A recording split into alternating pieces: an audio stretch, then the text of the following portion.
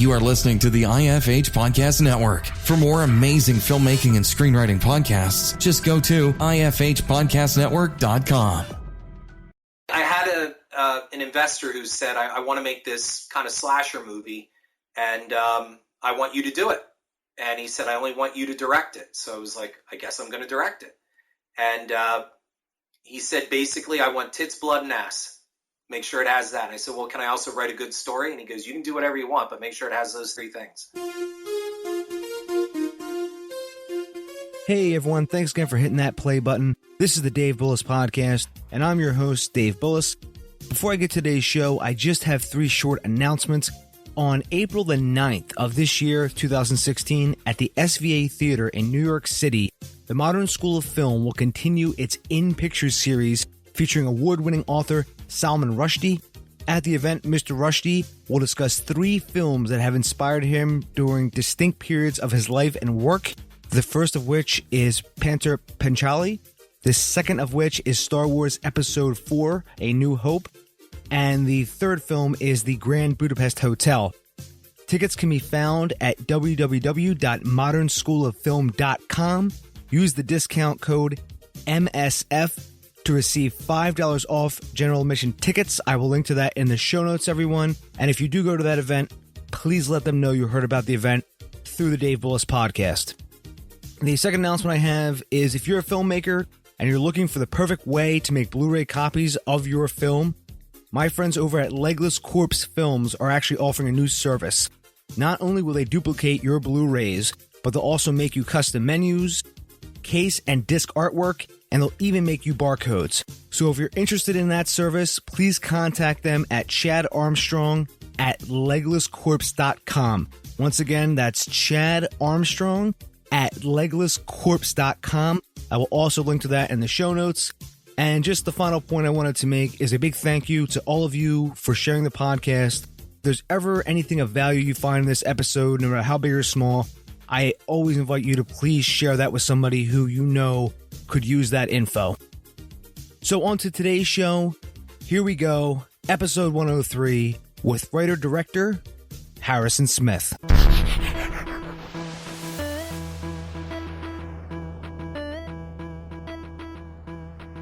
You're listening to the Dave Bullis Podcast. Hey everyone, thanks again for joining me for another episode of the Dave Bullis Podcast. Joining me today is Harrison Smith.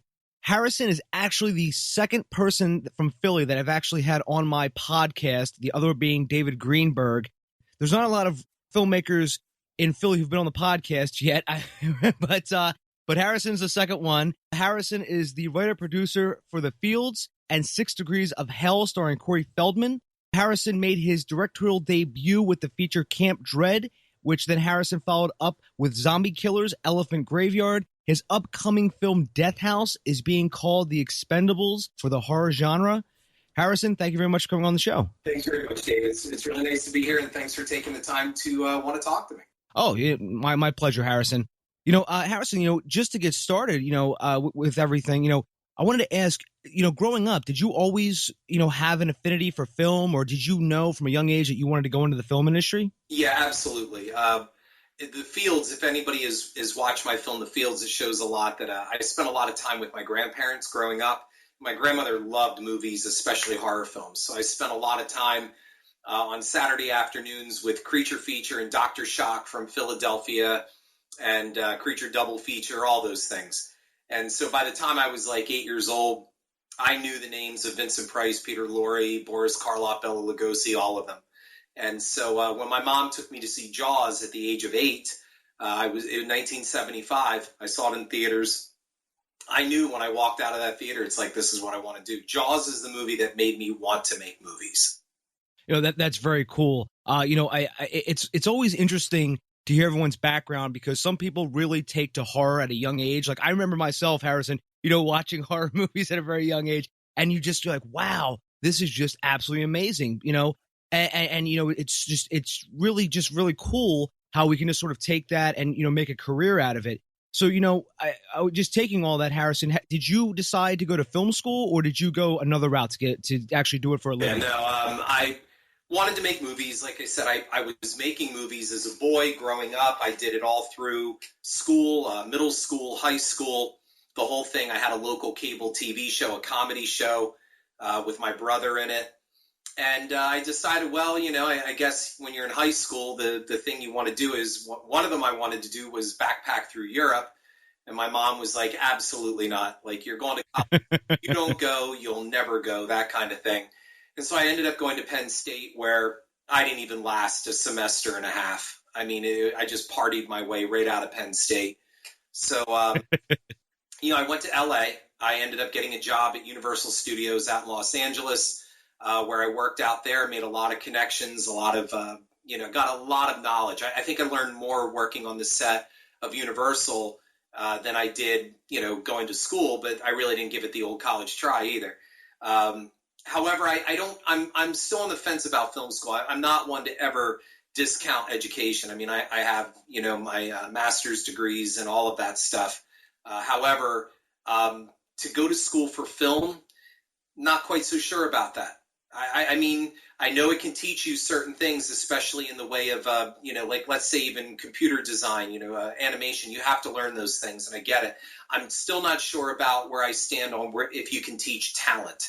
You either have that creative ability and, most of all, that gumption to get up and do it. I mean, the number one thing that any good film production class should teach is you go out and you do it. That's it. You can't teach how to produce. You only know by doing it. John Carpenter will say that. I mean, you grab a camera and you go out and you shoot. Dean Cundy will back me up on that. To sit in a class in front of a textbook and watch movies or whatever, you can learn things, yes. I'm never discounting that. But what I am saying is that you got to get out there and do it. It's as simple as that. If you want to make movies, go make movies. That's the best advice that I have. And, that's actually similar advice too, Harrison, from some of the other guests. Because I'm always interested to know, if the guest went to film school or not. And it's always, interesting to see, what if they did they feel they gained anything from it? And if they didn't, do they kind of wish they did? And it's just interesting because, and you mentioned it yourself, you didn't want to, discount education, but it's just interesting to see everyone's sort of path in this industry. Yeah, I mean, we're in a society now, Dave, where most filmmakers will tell you that we're in a spectator society. We're in a society where everybody can get online and be a critic. But my answer always back is very simple, and that is, and what film did you make? Oh, you've made nothing, but you snark on the internet and put anonymous comments on, and we've now confused the line between true criticism, which is great, and reviews, which are not reviews. They're not. They're just they're just posts. They're comments on IMDb or Amazon or YouTube. Like for example. Look, I don't know where I stand on the new Ghostbusters movie coming. Quite frankly, I just really don't care. If it's good, great. And if it isn't, oh well.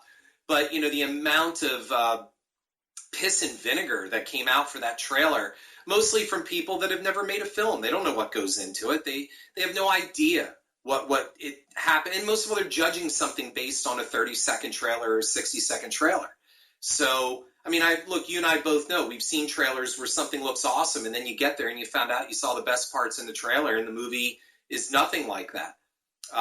So we're in a very spectator society, I guess, is my point, where we're losing the ability. Not all of us, but people lose the ability to understand what really goes into something. Like, film is not a product, and the moment that film becomes product, it loses its intent and its magic. Film is a laborious process. Any independent filmmaker listening to me now knows that. Whether your budget is $5,000 or $5 million, the same amount of effort goes into it. It's all relative. And for the critics, they just go, oh, it didn't have those great special effects. Oh, it doesn't have this. It doesn't have a star in it. Well, yeah, that's because you're sitting somewhere on a laptop, a computer, your cell phone, and you don't do it.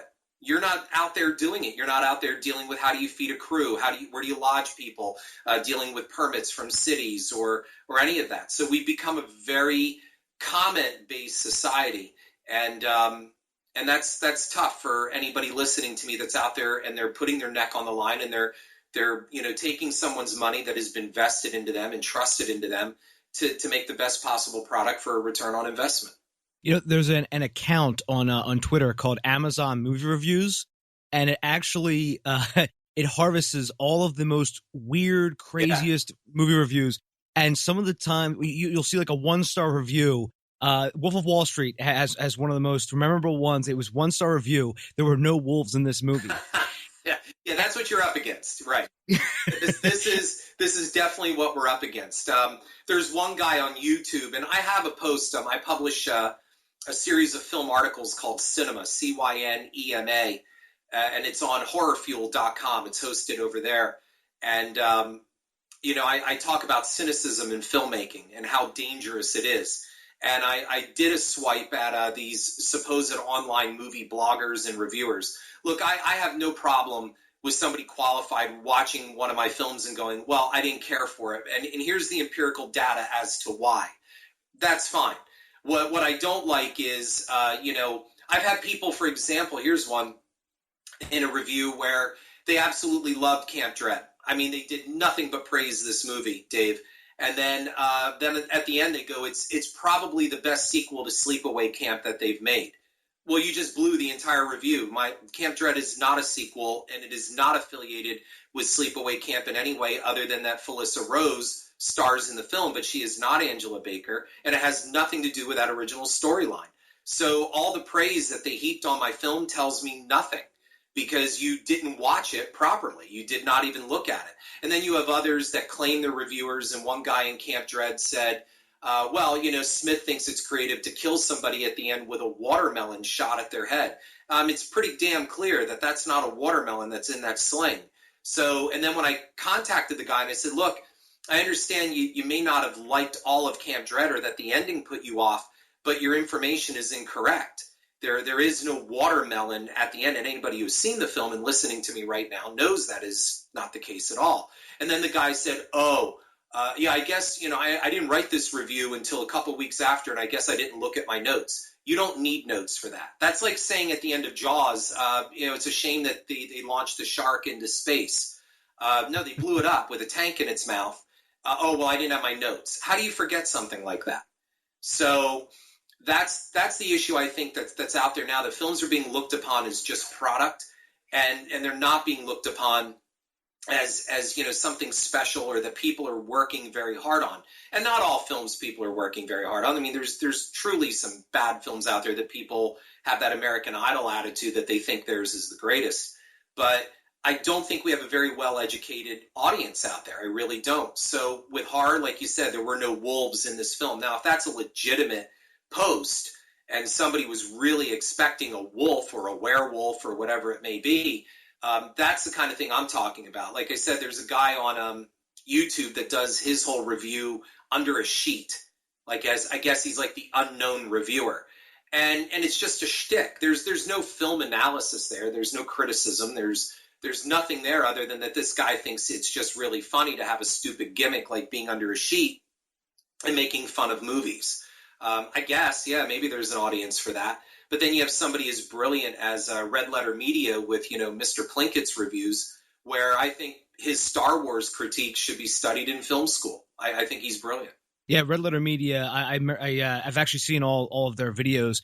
And I concur that their Star Wars analysis is absolutely phenomenal. It is. I actually had a professor when I was in college actually bring that up. And he said he actually showed a few minutes of it. And he goes, guys, when you go home, make sure you check this out. It is absolutely so well done because it's funny, but it's also insightful at the same time. It's brilliant. I mean, and he assesses so much more than just film criticism. He's looking at the entire scope of the picture that allowed these movies to be made. And what I loved is they have a recent post now where he's like, instead of The Force Awakens, Plinkett awakens, like he's been asleep for so long. And, this retro view now that, maybe the prequels weren't as bad as we said. And, the internet drove poor George Lucas away from the Star Wars franchise. And now there's this ridiculous thing that, we want him back to direct episode 9. No. And Plinkett adamantly supports why this should not be. And all of the, like I said, the overall general big picture stuff that contributed to a series of films that were not very good at all and really flew in the face of what drove the original and its subsequent sequels. And that's what I'm talking about. There's too much information out there now, Dave. And a lot of people just, they think, well, my opinion is the only one that should be heard. So we have now this, my technology trumps experience kind of thing. That's how I feel.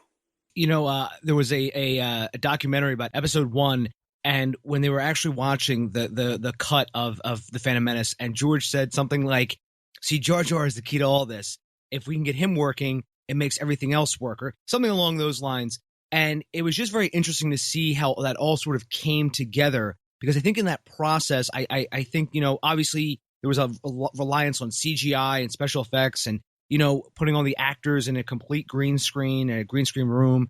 It's just very interesting to see, how those movies were shot. And the only real defense I've ever seen of those movies for, like, people who like the old Star Wars episodes, 4, 5, and 6, they always say about episodes 1, 2, and 3, they were mainly for kids. And I don't really know if that's true or not, if you know what I mean. Yeah, I agree. I don't know look, I'm not George Lucas, and I could only wish to rack up his type of failures. Okay.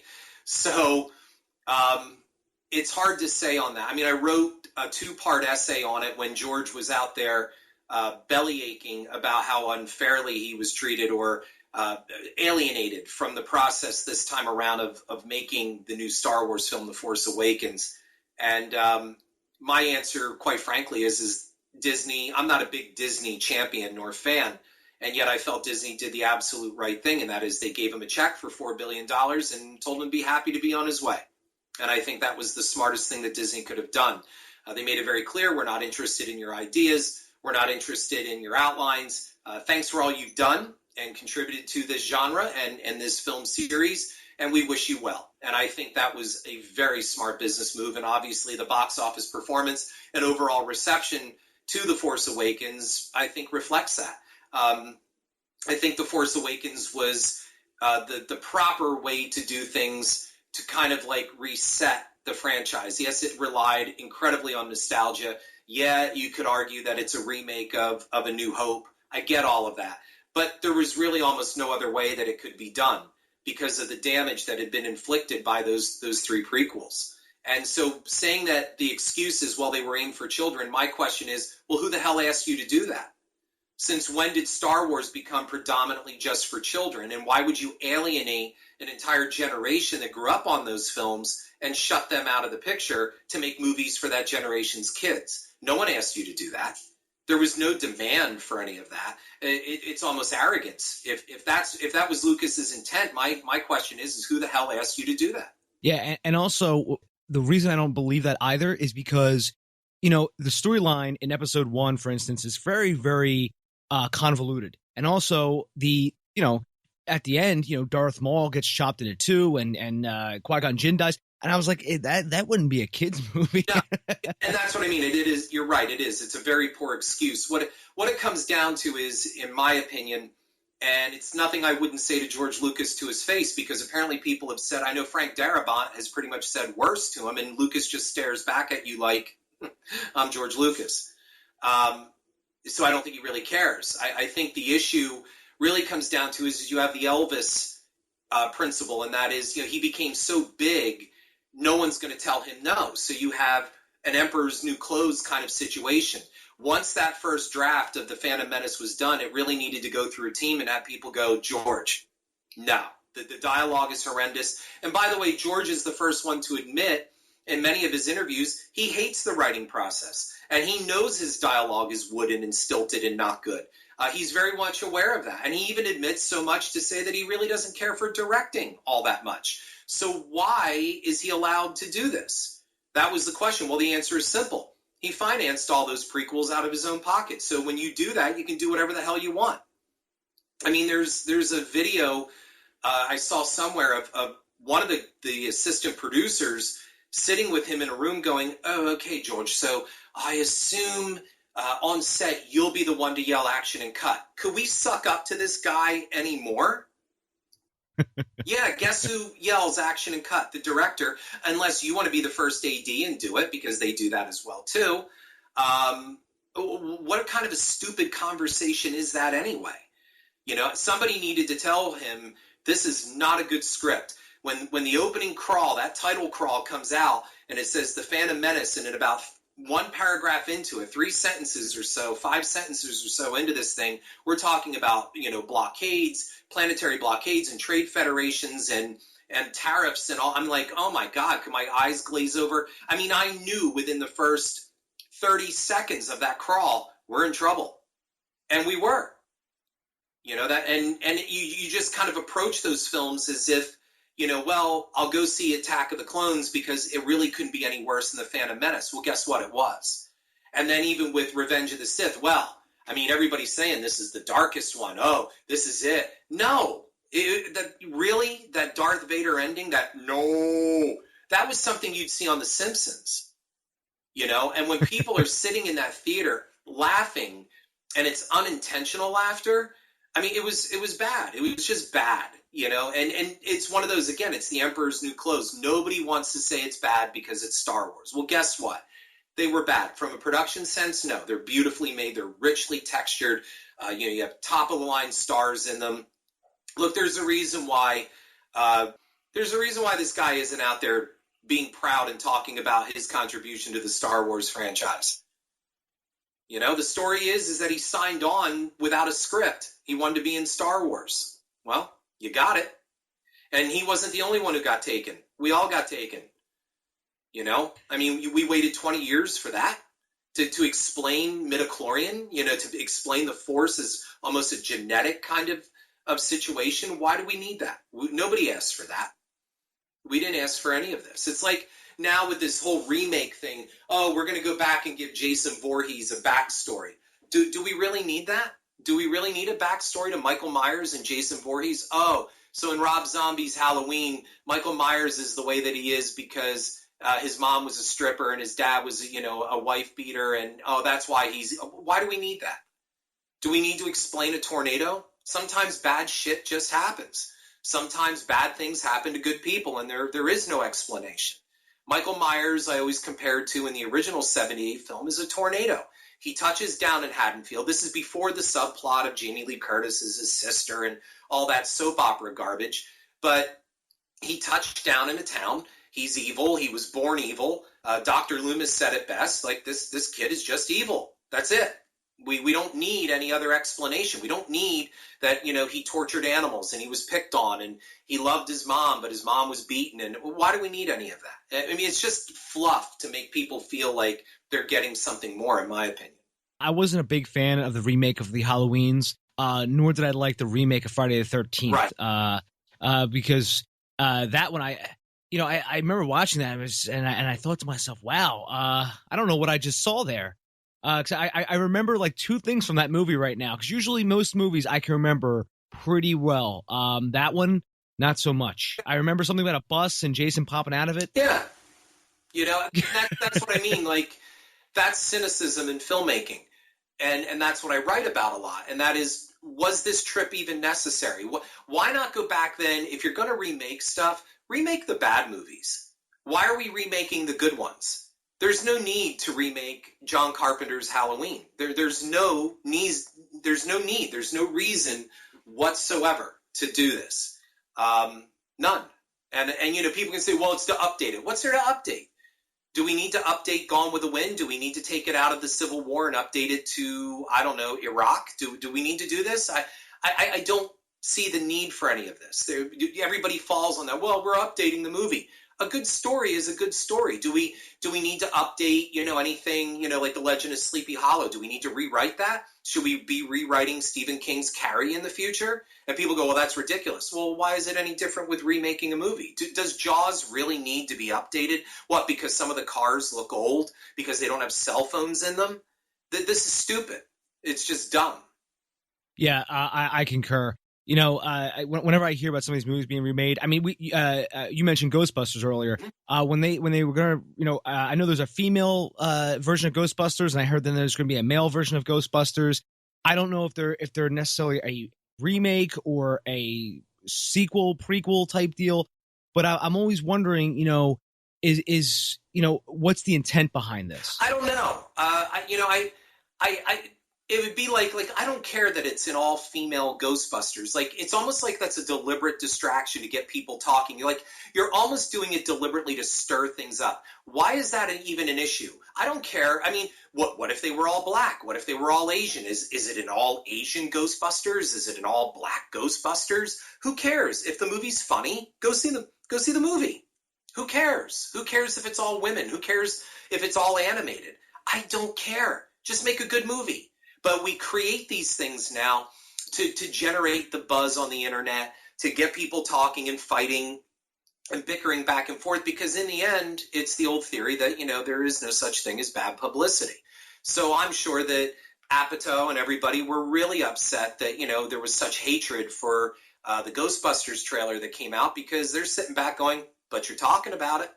Yeah. Right now it's trending. It's the pre-awareness on the project is amazing. And let's just say it is a terrible film. It's not going to matter, because a lot of people will go just to see if it is that terrible.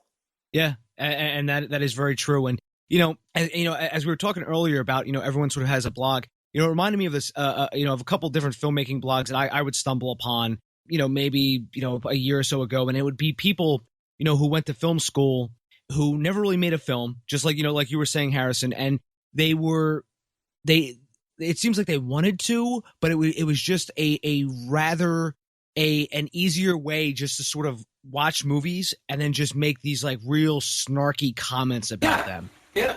It's no different when you go to a football game and some big fat load is sitting behind you talking about how the coach made a bad move here and that player can't run. Really, fat ass? Get down on the field and go run.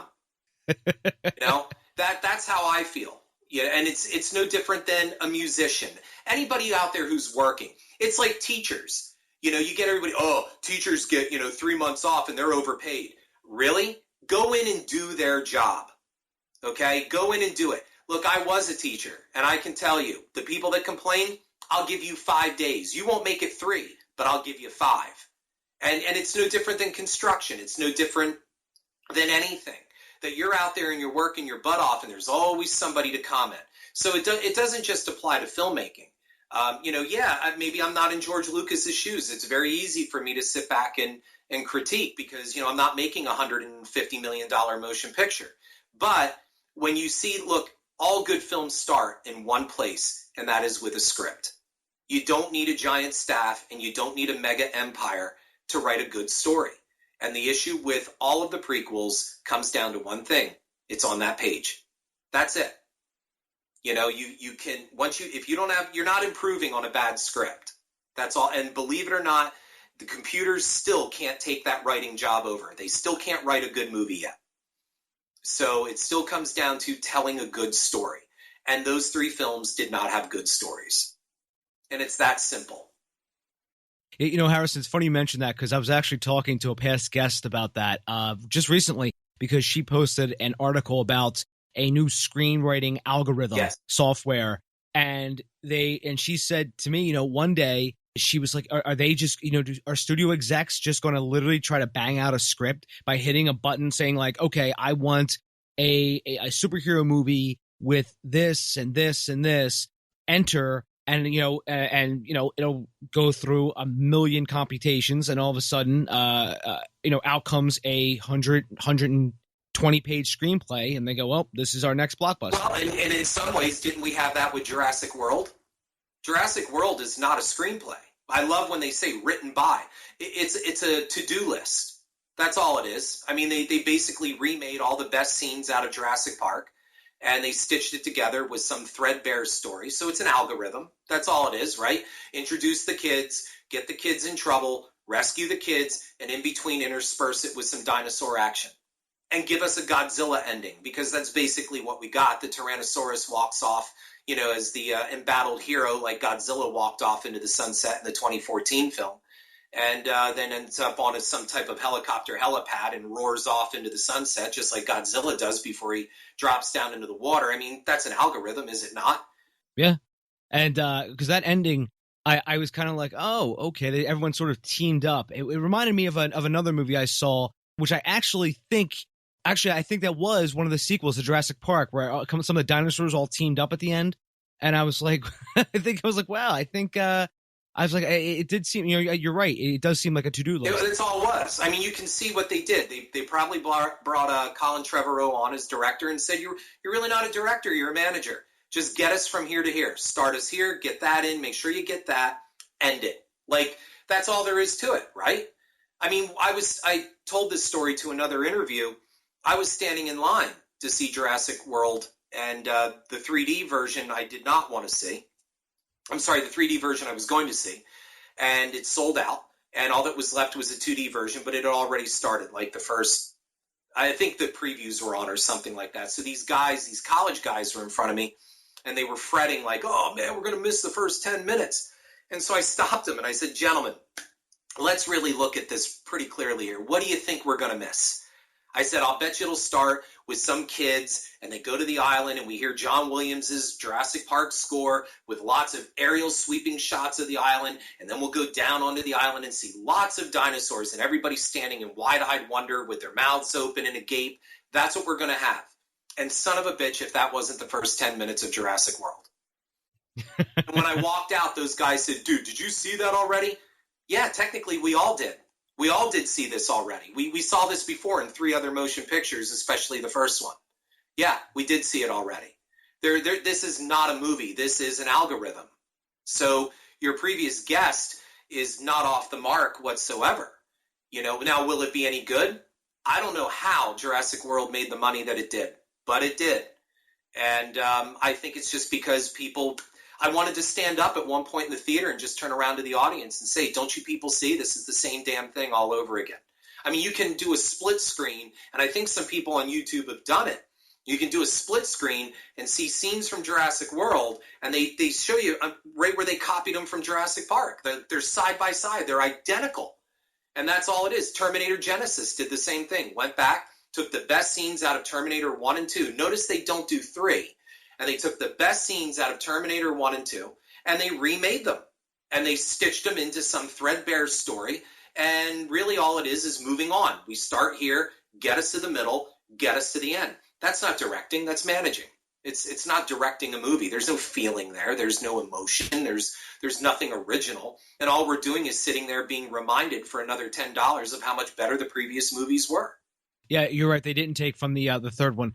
And I hear, by the way, I just read yesterday that there's another one coming up, a new Terminator. Well, I have no doubt about it.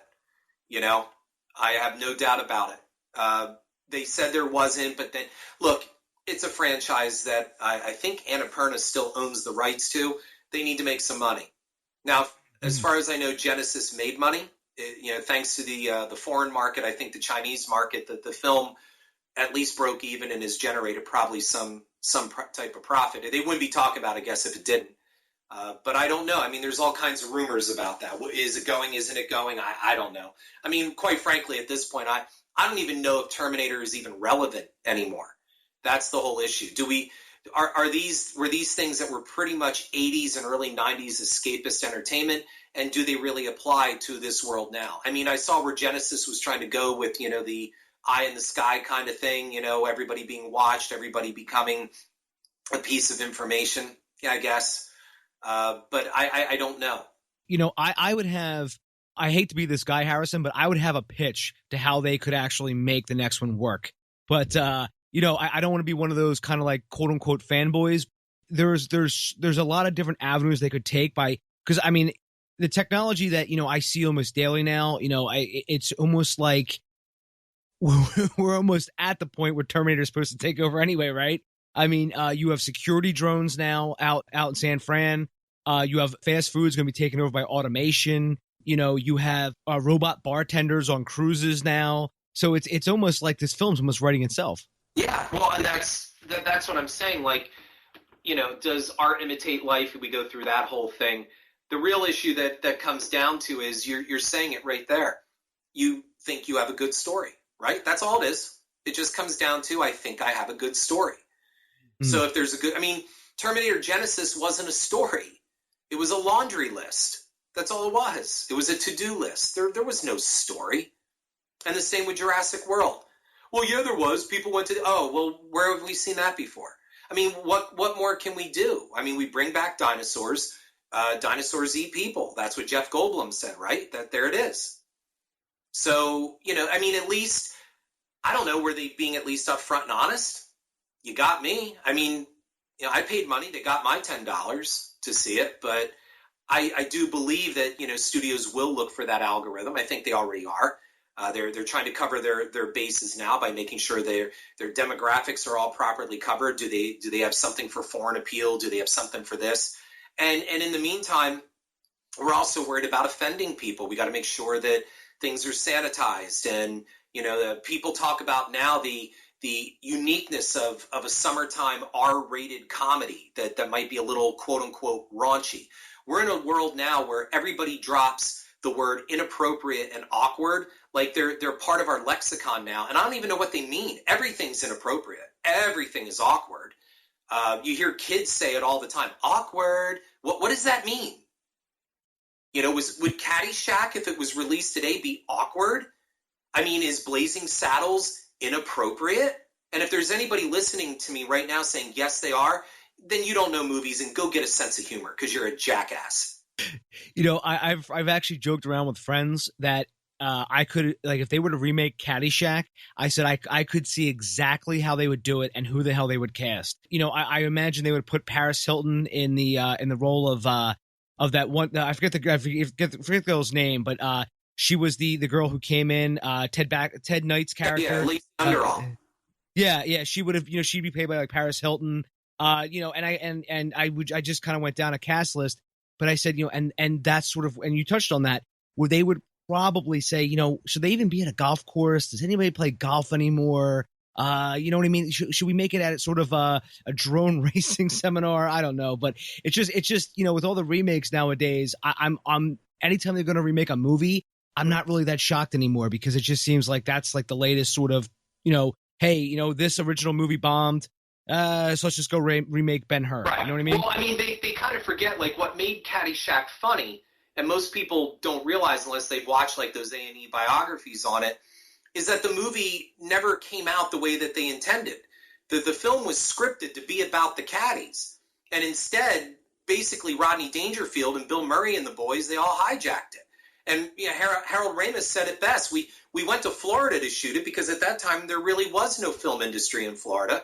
And we went out there to get the hell away from the executives, and we had really one big drug and alcohol party is what they did, and it shows on screen. Like you can see when Rodney Dangerfield farts at that table and does his round around the dining room hall, I mean, you can tell the director was just probably like, go ahead, Rodney, go do your thing. And that's what made the movie funny. Bill Murray was on set, a week, and he ad-libbed everything. Pretty much his whole Carl character is, Carl Spackler is ad-libbed. That's what made the movie funny.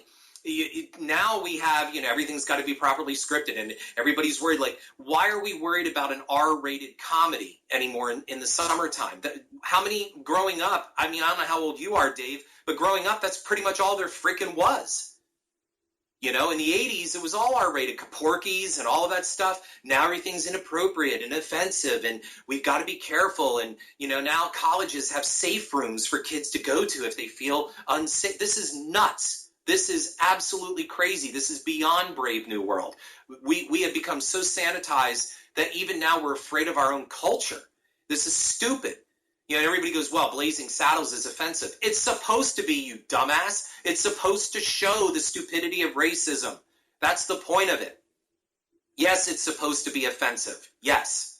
I know exactly where you're coming from, Harrison. I mean, I'm 30, but I've seen all those movies. Porky's. I mean, we can go on and on, but I've seen all those movies, and I agree. The movies, and even and it's something I always talk about too, is the slashers from the 80s. Even the worst ones had some heart.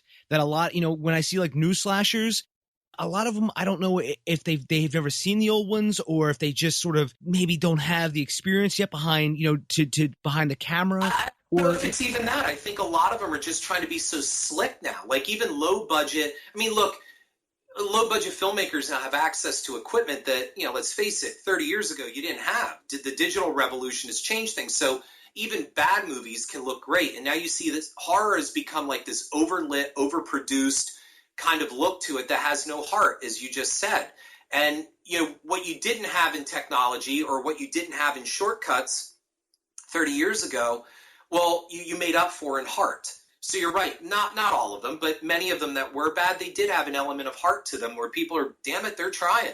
Now it's like all these horror films, they all have that blue or green filter on them, and they all look, they're overlit, they're very bright. Everybody's trying to look slick. Everybody's trying to look not low budget, and I think that's a problem. John Carpenter embraced that with Halloween in a lot of his films. I mean, yeah, they used Panavision on Halloween, and that was important, but yet Halloween doesn't have an overproduced look to it. It does look like it was a low-budget film, but they used it smartly. John was a brilliant director, and he used it correctly, and he made it work to his advantage. He was telling a good story, and he didn't try to slick it up. That's where, Halloween H2O is not a scary film. I don't even really think it counts as even a good sequel. It gets love from the fan base simply because Jamie Lee Curtis returned, and there's some legitimacy there, I guess. But, it looks good. It's beautifully shot. It's beautifully lit. It doesn't have any heart. There's nothing to it. It's a very forgettable entry into the pretty much all of them are forgettable entries, except for one that I always champion, and that's Halloween 3. I think Halloween 3, if it had not been called Halloween 3, would have done far better, and I think it's a great comment on the commercialism of the holiday and is a fun horror film with some heart.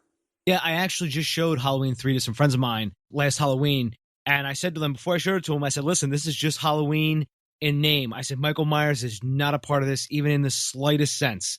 And one of my friends, he watched it, and he said, I think I actually enjoyed that one sort of more than any other, because he's like, it was just so different. He's like, it's actually different than a lot of other horror movies I've ever seen. Well, yeah.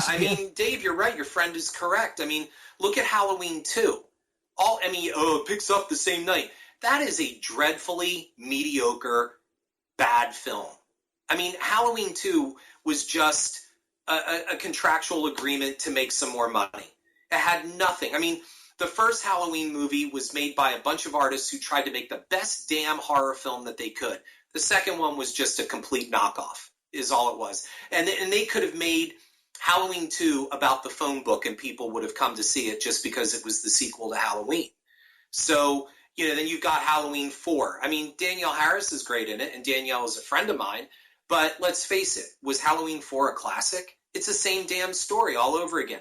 And then Halloween 5. Halloween 6, and then we've got Halloween H2O, and then we've got Resurrection, and then what's different about any of these things? Nothing. At least Halloween 3, which it should have never been called, like you said, it's only Halloween in name only, tried to branch out and do something cool. And you have to admit, man, Cochran is a wonderful villain in Halloween 3. He's terrific. Yeah. It was just such an interesting idea, too, because and they all like the idea too. The whole masks, the song, and that song in that movie, by the way, does get in your head. It's my ringtone.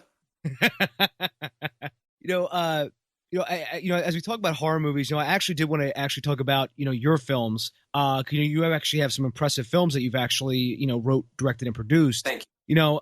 So if you don't mind, I really would like to sort of talk in depth about your process. Okay. Really, I guess, might as well start at the beginning, right? So if we could talk about The Fields, you wrote and you produced The Fields.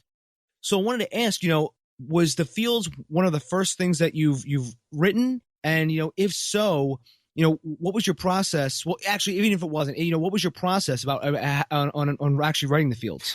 Well, The Fields is based on the true story of what happened to me as a boy growing up on my grandparents' farm. So it was written totally from memory.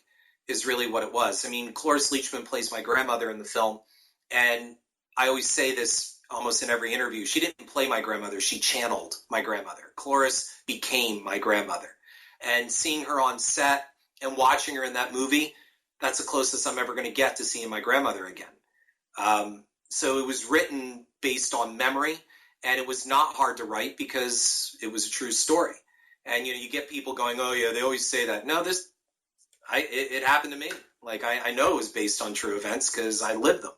So the little boy in the film is based on me. Tara Reid played my mother. And The Fields was not the first script I have written, but it was the first one to get produced. And it was a very grueling process. As I said, you want to learn about producing, get on a film set and just go produce. You'll find out real fast. how to do this. You'll either sink or swim. The Fields was a baptism by fire. It really was. I will have to say, of all my filmmaking experiences, The Fields was the most unpleasant. It was extremely rough. It was one of those that by the end I was asking myself, is this what I really want to do? And I felt kind of cheated because all my life I've wanted to make movies, and then you finally get to make your movie, and it was not the sunshine and puppy dogs that you hoped it would be. Was it a lot to do with like location issues, or because I know how hard producing a film can be. I've produced things myself, and you know how and Harris, and you've experienced this too, where you look at it on paper and it looks like, okay, this should be a gimme, this is a gimme, and then all of a sudden everything just sort of turns on its head, and what you thought was going to be easy became hard, what you thought was hard became easy, and it's just sort of, you're just like, wow, what the hell did I get myself into? I think if you produce something, then I think a lot of it had to do with that, you're kind of thrown naked out on the stage is really what it is. And, there were a lot of things from SAG paperwork, and I don't care who's listening, SAG is a nightmare to work with. It is just, and I think most independent filmmakers out there will agree and are probably nodding their heads. And if they're listening to this, driving, they're going, oh yeah. You're thrown into all of this and dealing with pension and health and taxes and how your taxes are broken down, and then agent fees and the salary plus 10, and then line item budget issues, and then feeding people and making sure that your caterers all work out. Because look, I know someone who worked on a House of Cards, and I think they had close to a $4 million budget for catering, and he told me, he said people still complained. They had chocolate fountains on set, and people are still like, oh, this food sucks. So, you quickly realize you're never going to please everyone on the set of a film.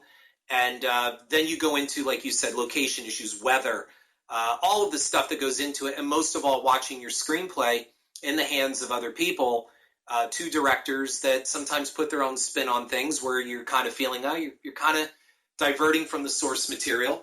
I've been very vocal about this before. Nothing I haven't said to them. I wasn't always 100% supportive of the changes that they made to the screenplay, but it was their choice because they're directors. In the end, I feel I was pretty fairly treated as a first-time writer, but as a producer, I walked away pretty bruised from it, and not to be over dramatic, but just it was tough. And as going into any type of career like that is, anyone can say that, well, I started out in this, and this is how you learn. So I made my bones, I guess, is the best way to sum up The Fields. That's an excellent way to put it, Harrison. I made my bones. I actually, I've had other people come on who've also written, screenplays, or, it was a first movie that, actually got produced. And they said, for the better or for the worst, or however it turned out, they were like, I'm just happy it happened. Yes. And, sometimes, like you said, things go beyond your control, and you just sort of have to make peace with that because you can't control it, Yeah, make peace is a good word for it. You just make peace with it. So your next film was 6 Degrees of Hell, and that actually had Corey Feldman in it, and it was actually funny. I actually got invited to the screening of this. I forget who invited me, but I actually couldn't make it. We actually would have met each other if I had attended this screening because it was in Philly. So you wrote and produced 6 Degrees of Hell. So how did you go about writing this film, 6 Degrees of Hell? Well, it came from I went through a haunted establishment at Halloween time with my ex-wife, and we went through, and she hated those things, and we went through this one room, and there was a guy tied to a table, and I'll never forget, as I walked by him, he reached out and he grabbed me and he said, you don't get it, they're really killing people in here, like they're going to kill me, please, when you get out of here, call the police. And as I walked out of the room, I said to my ex-wife, I said, well, how do we really know that he's not telling the truth? Like, what if they really are going to kill this dude? Like, we won't know. This is all part of the game, right? This is all part of the illusion. And so I thought I would build on that for a film. And then I added a supernatural element to it. And we got what we had with 6 Degrees. So what if that guy really does have trouble, though? I don't know. I hope he's alive. That's what I thought you were going to say is, like, later on you're like, wow. No, I never found out what happened to him. I'm kind of assuming he was okay. So, when you went about writing this film, actually, your process of writing, I wanted to ask, do you subscribe to any method? I always ask this to screenwriters, meaning like, there's Save the Cat and there's a Sid Field method. So do you write like a heavy outline or treatment though before you begin? No, I mean, sometimes I outline it. My business partner, Mark, is always like, outline it. Look, sometimes the best advice for any writer is write. That's it. And nobody can teach you the best way. Everybody's got their way. So you want to write. So sometimes something hits me and I'm like, oh my God, and I'll plow into the first act. I'll get through the first act and the second act.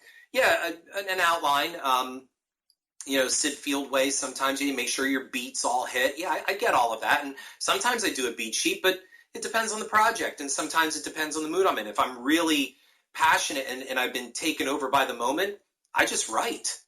And then I go back and I constantly correct. I mean, writing is writing, and then it's pretty much 80% rewriting is really what it is. I mean, you got to be smart enough to know to go back and rewrite.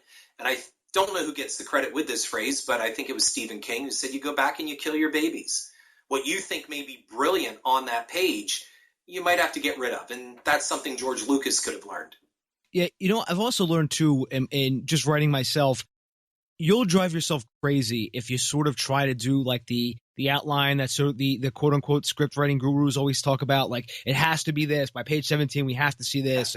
And what about this? And I think that sort of, I know at least my own experience, it's been it almost makes a difficult task damn near impossible. Well, yeah, because you're not writing. I mean, it's that balance. You can't write just for you, and you have to keep an audience in mind. But if you start trying to write to the algorithm, as your former guest had talked about, you're defeating yourself. It's a self-defeating process, and then it becomes unpleasant, and you no longer want to write. You should write it first, almost like a mental vomit, in my opinion, and that is get it all out. There's plenty of time to go back and organize and make sure it hits the proper beats, and by, like you said, page 25, all the major characters should be introduced, and by the end of Act 1, something really important should have happened to close Act 1. And I get all of that, because in the end, we are making movies that I've seen movies which go on way too long, and you're like, man, they should have just ended it here. They should have done this here, and they didn't do that. So, but I think in the end, the final analysis is just write. That's it. Yeah, I concur. Something. I mean, even now when I'm in line somewhere, I sometimes pull out my phone and I'll pull out like Evernote, and I'm like, oh, that's a good piece of dialogue, or you know what I mean? Like, that's a good idea. Because I don't really have a pen on me anymore, so it's like now with my phone, I can at least write on Evernote, so I at least have it. Yeah. Do you do that too? Do you ever? I'll even tell people, I'll hear a great line of dialogue and say, I'm going to steal that. Just that's going to make it into a film someday, because that was just really classic what somebody said. That's something I think a lot of writers do. I had like G. Michael Hoff on, who he's not a screenwriter, but he's trying to get into it, or he's getting into it. And that's something he always was saying, like, he'll be in line for a Starbucks. He'll be like, oh my God. Yeah. He'll be just listening to people talk behind him. And he's like, oh, that's pretty good. I gotta write that down. Yeah. Oh, that's the best stuff. I mean, Mark Twain said it best, write what you know. Yeah, very, very true. Stephen King's On Writing, by the way, I think that is the best book on writing. Love it. Period. Yeah, I own it. Yep, absolutely. And I follow it, especially about, adverbs and things like that. Get rid of them. So, I mean, I've listened, and it does improve your writing. It really does. And I don't think, it's just to, what he usually writes novels, but I think, anything screenwriting, whatever you're writing, I mean, it's just everything he was talking about hit home. And I mean, obviously he's a man who walks the walk, because I mean, how many number one bestsellers has he had? Well, and that's the point, because King does what is best. He just tells good stories. Yeah.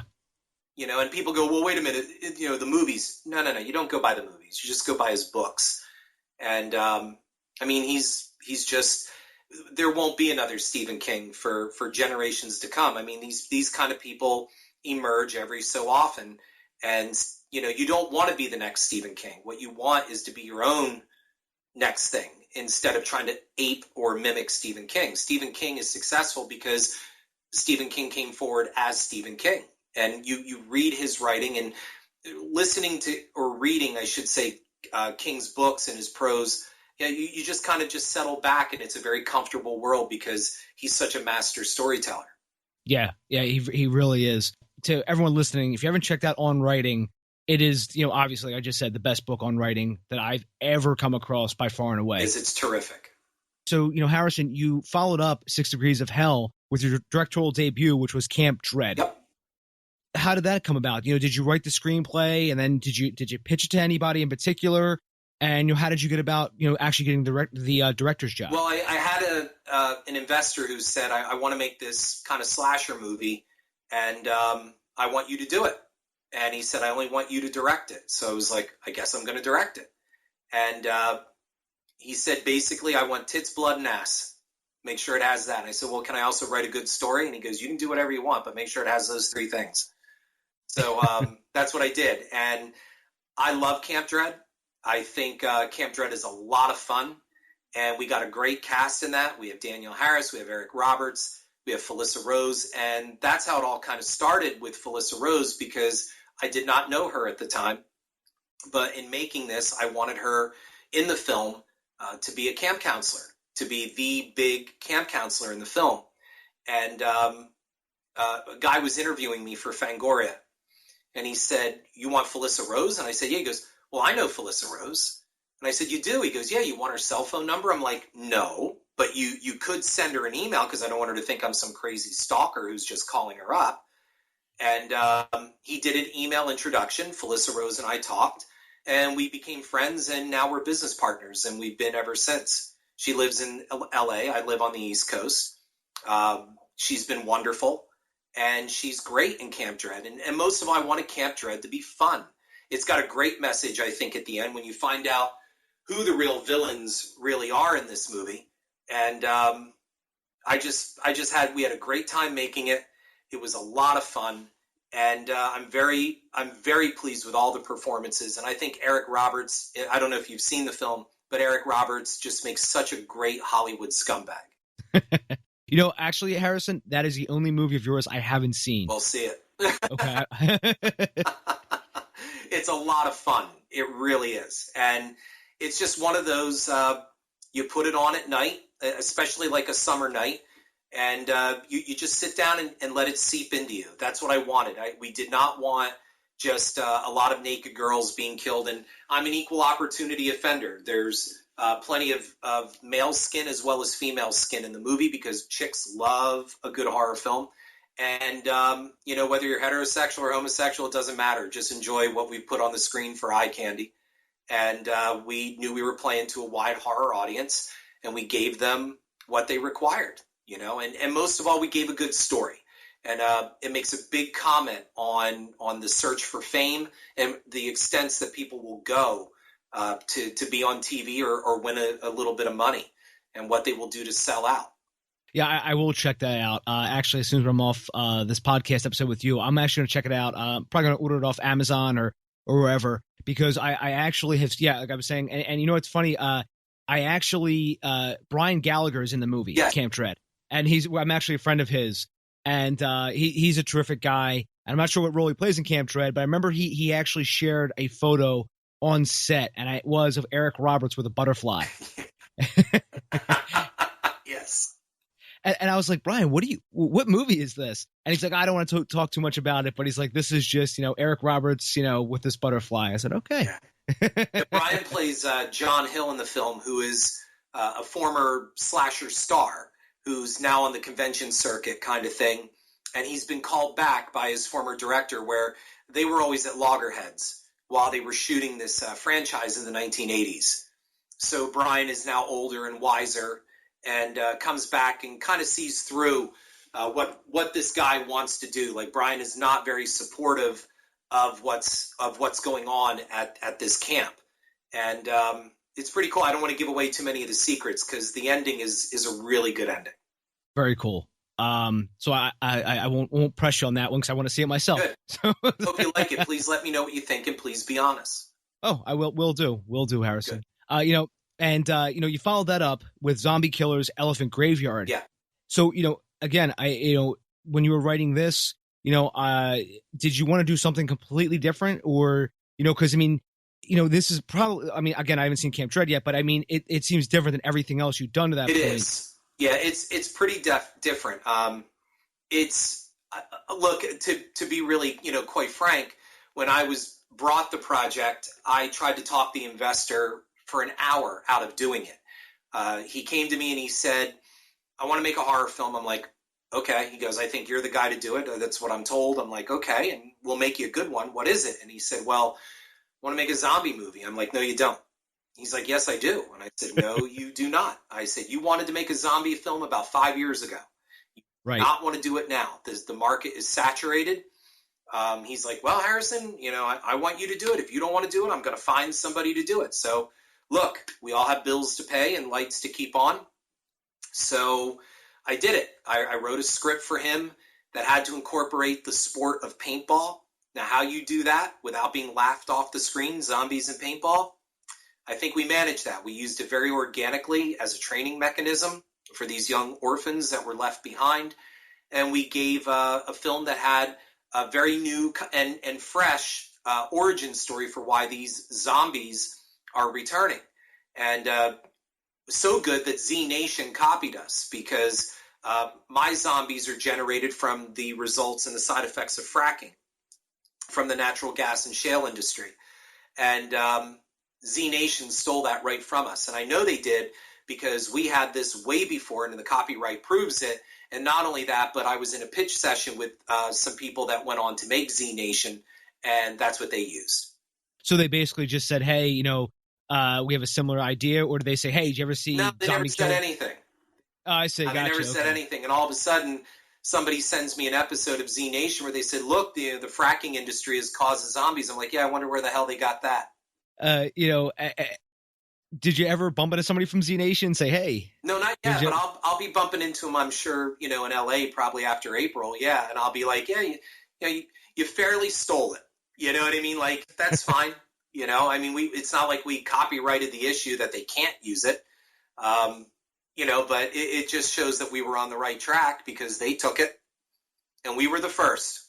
So when you said you found the producer, he approached you with this project, was that because of all your past success, or was that because people from your network were the ones recommending you? No, he had done his research on me as a filmmaker, and he also knew that I wasn't going to rob him blind.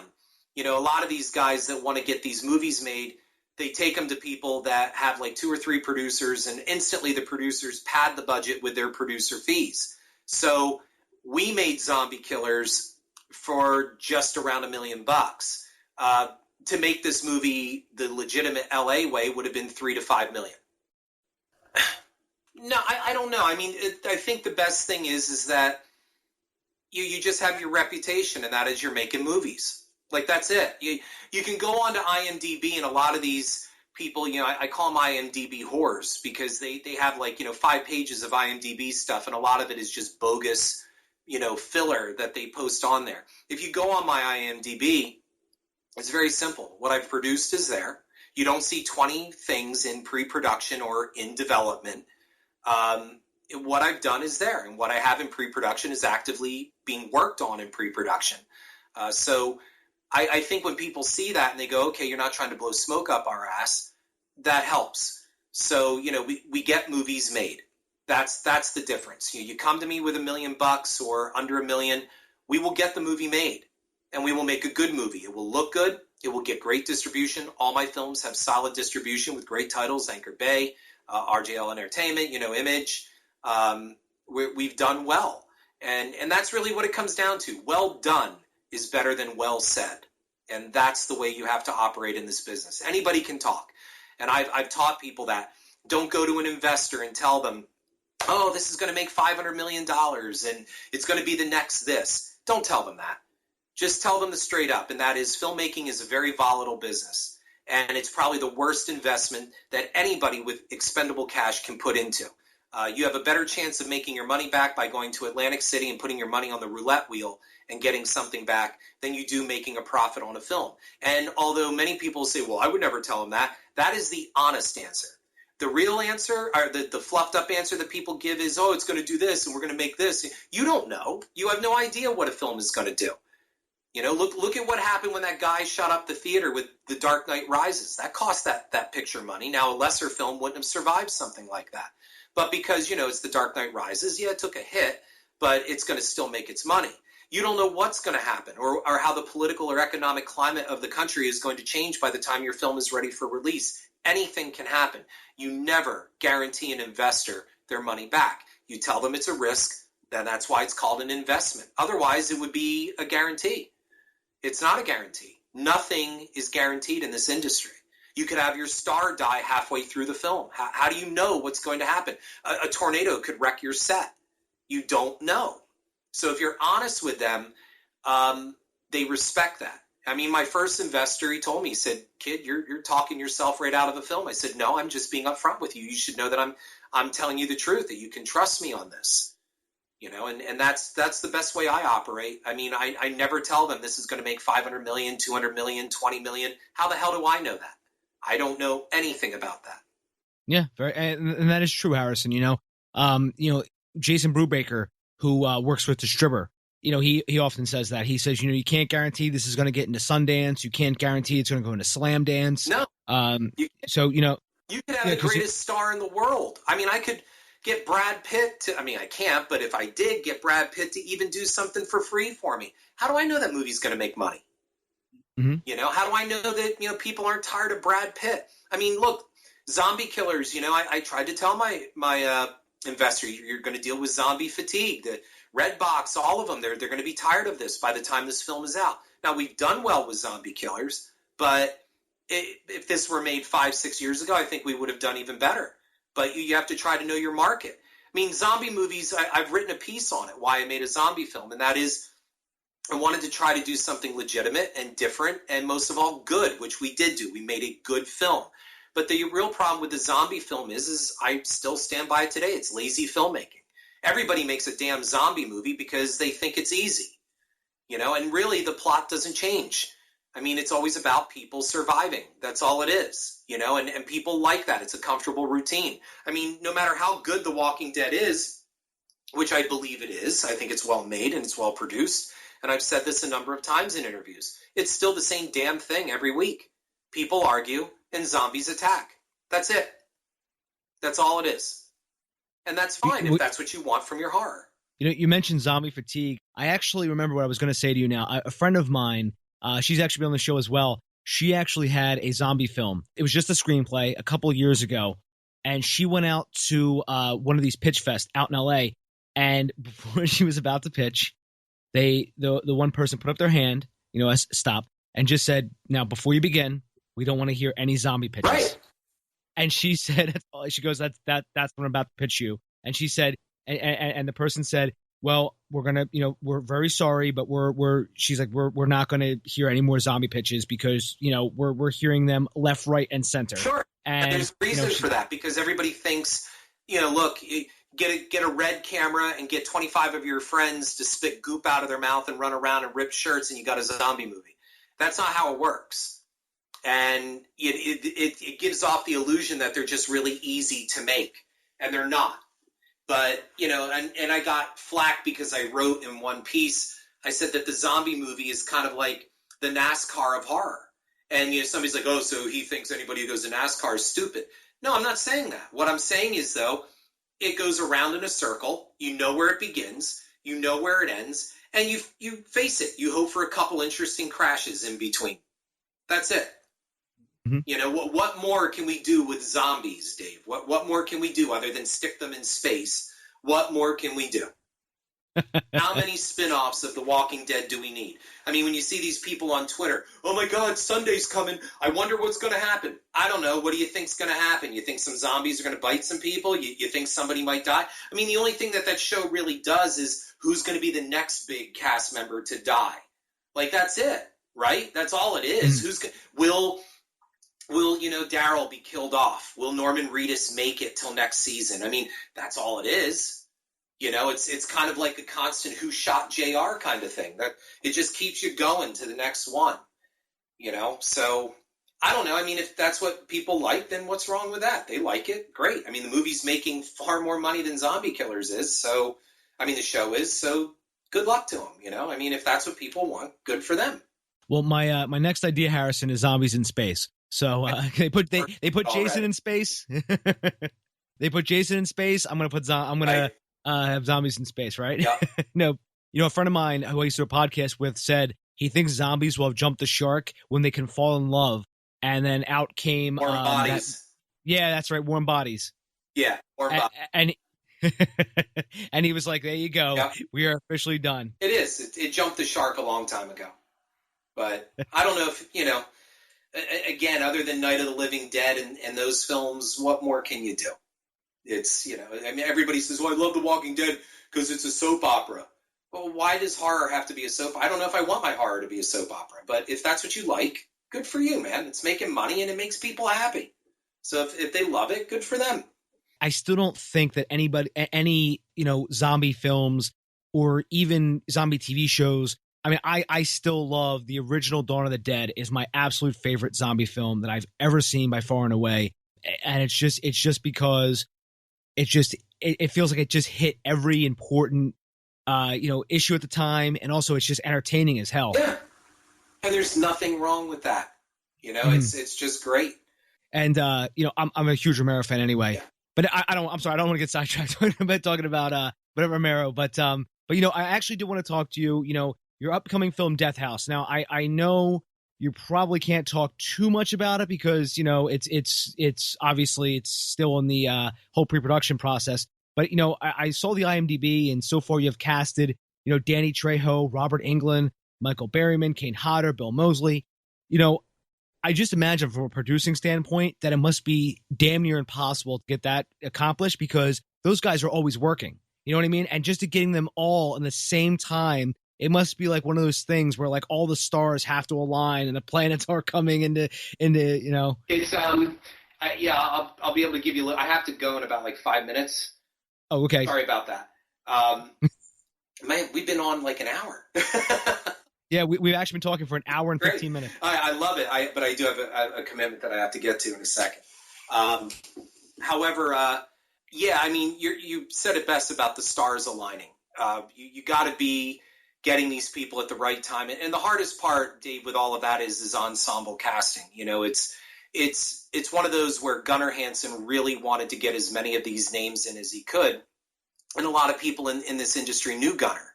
So it's hard, to get them all to the table and, make sure that everybody is feeling treated fairly, if that makes any sense, that they all feel that they're being approached for the right reasons and not just for stunt casting or things like that.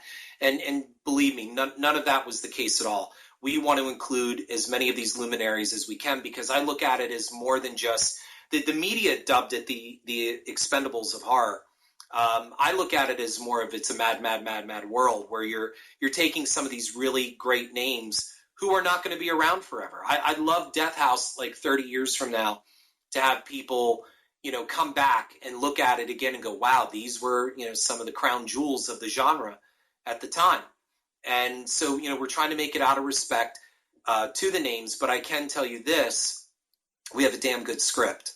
And the reason why I know that is I sent the script out to a number of film critics, respected and established horror trade magazines, that I told them, I said, listen, if you hate it, all I ask is you wait until the film is out and then you can trash it all you want. But I'm giving you a scoop. Not a single one of them came back and said, oh my God, this is not good. They said, if you make this script the way that you've written it, you got a winner. And that's how we're going to make it. So that's how confident I was in the script. And one of them was a prominent horror critic as well, too. And I said, I want you to be honest with me. If it's not good or you feel that this has problems, I need to know. And that's how confident I was. That's amazing that you're able to not have any feedback, I guess, you know what I mean? Like, it's so good, okay, if it's bad, tell me, and you hear nothing, right? So that, I guess, that has to, that has to fill you with such confidence going forward that you're like, I know it's a damn good script, and now I have somebody else, other people tell me it's a damn good script, so now it's like all engines forward. Yes, and it's not even just confidence, it's just simply we're doing the right thing here. We're not making a gimmick movie. We're not making, like some people think, if you can make this clear on your podcast, this isn't Michael Myers fighting Jason or Freddy Krueger. That's not what this is. Those are copyrighted characters. These are the actors who happen to play these people, but they're all in different roles. So it's not like Abbott and Costello meet Frankenstein, where we're going to mash up all the monsters. That's not what we're doing here. So that's something I want clear. And then on the second end of it, we're treating this as, a really good commentary, on this story. Okay. And most of all, the genre. We're treating the genre with respect. And that's important, because it's not just about throwing in a bunch of horror names and killing them off one by one. And Gunnar never wanted that. Gunnar wanted something that was substantial, and that it was a definite tip of the hat, and a respectful tip of the hat to the genre, to the horror genre. Yeah, I'm glad you said it, Harrison, because I remember reading when news of this broke on some of the sites. I remember some of the comments were like, "Oh my God, it's going to be Leatherface fighting Jason," and I knew, because like you just said, they're all different copyrighted characters, and getting all of the trademarks for those names and likenesses and all that would be a legal nightmare. Couldn't do it. So you couldn't do it. So I know you have to go. Somebody actually walked into your room there. I could see. Yeah. It's like a horror movie itself. Like, oh my God, there's somebody behind you.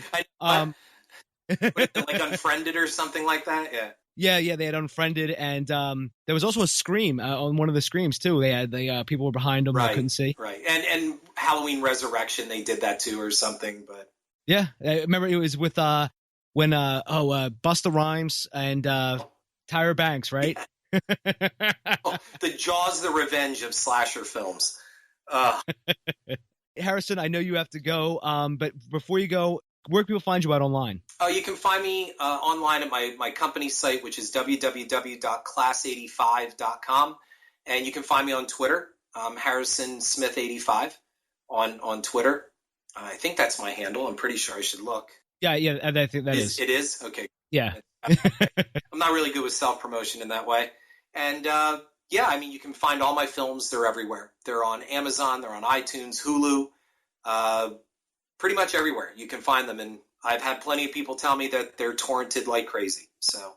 Oh, I actually have a Hulu account. So I'll check out Camp Dread on Hulu then. I think Camp Dread's on Hulu. I know The Fields and 6 Degrees are definitely on Hulu as well. But yeah, and if not, I know that you can stream Camp Dread right off of Amazon. All right, cool. Awesome. I usually prefer the physical copy. I actually started going back and forth between digital media and physical media. I'm a big physical media person. I like it on DVD. Yeah, that's what I've come back to. Now I'm making sure I get everything Criterion, like Blu-ray if I can, or now because I'm always a little leery now about digital media. But that's a whole nother story, right? Yes, it is. I share your wariness. Everyone, you can find me at davebullis.com. Twitter, it's at Dave_Bullis. Harrison Smith, I want to say thank you very much for coming on, and I wish you the best with Death House. Thank you, and we'll give you some updates as we get moving on that. We start shooting April 4th. Oh, wow! So you're feeling the pressure right now. Yeah. Harrison, again, I want to wish you the best of luck, and I look forward to hearing how well it turns out. Thank you, and thanks for having me on the show. Oh, my pleasure, Harrison. Take care, buddy. All right, have a good weekend. You too. Bye-bye. Bye. Find Dave at davebullis.com. Please make sure to subscribe and share the podcast.